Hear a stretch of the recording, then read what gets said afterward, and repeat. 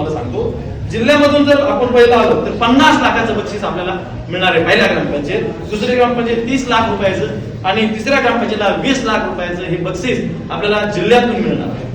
आणि त्यानंतर विभाग स्तरावरचं म्हणजे मराठवाडा, कोकण, पश्चिम महाराष्ट्र हे काही विभाग विदर्भ, तर त्या आपण मराठवाड्यामधून जर पहिलं आलो तर 1 कोटी रुपयाचं बक्षीस आपल्याला मिळणार आहे. त्याच्यामध्ये 6 ग्रामपंचायतीला बक्षीस मिळणार आहे. 1 कोटी मध्ये 6 ग्रामपंचायती काढायला विभागात, तर ते 1 कोटी, दुसरीला 80 लाख रुपये आणि तिसरीला 60 लाख रुपयाचं बक्षीस हे विभाग स्तरावर 3 बक्षीस असे मिळणार आहे.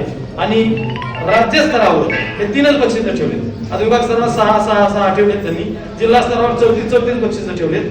अशा प्रकारचे वेगवेगळे बक्षीस आहेत आणि राज्यामध्ये 3च बक्षीस आहेत. त्याच्यामध्ये पहिली येणार राज्यातून ग्रामपंचायत 5 कोटी रुपये पहिल्या येणाऱ्या ग्रामपंचायतीला बक्षीस आहे, दुसऱ्या येणाऱ्या ग्रामपंचायतीला 3 कोटी रुपये आणि तिसऱ्या येणाऱ्या ग्रामपंचायतीला 2 कोटी रुपये.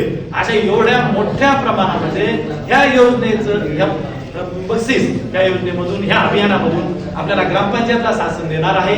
आणि त्याचा अभिमान आहे आपल्या जिल्ह्याला की आज मुख्यमंत्री महोदय 17 सप्टेंबरला फुलंब्री तालुक्यामधून ह्या योजनेचा शुभारंभ करतायत आणि ते आपल्याला 10 वाजता आहे, त्याच्यावर आपल्याला हा लाईव्ह कार्यक्रम आपल्याला सर्वांना पाहायचा आहे. आणि सीआरपी, मला मी काल बोललो तुम्ही आला नाही, सीआरपीचा हा खूप मोठा रोल आहे.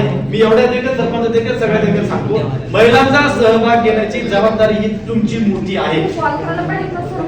तुम्ही काल कॉल केला होता, मी मेसेज टाकला, तुम्हाला ग्रुप मध्ये ऍड केलंय.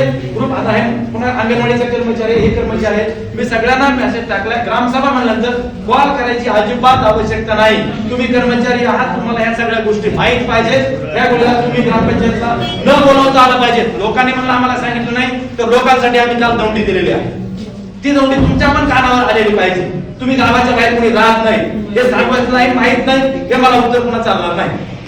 दौंडी दिली ना गावामध्ये, दौंडी सगळ्याला हे लोकांना ऐकू आली. तुम्हाला ऐकू येत नाही का बाकीच्याला? तुम्ही हे ठीक आहे, शिक्षक लोक आहे, तुम्ही गावातच राहता सगळ्या, तुम्हाला दौंडी ऐकते, तुम्हाला सांगायची जनवंत तुम्ही वेळेवर येत नाही.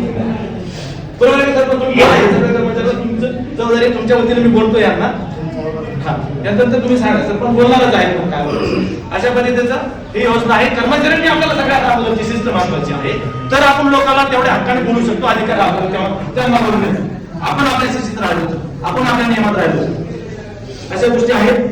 तर या प्रकारच्या ह्या योजनेचं स्वरूप मी तुम्हाला थोडक्यामध्ये सांगितलं. अरे योगेशने दिलं नाही काय?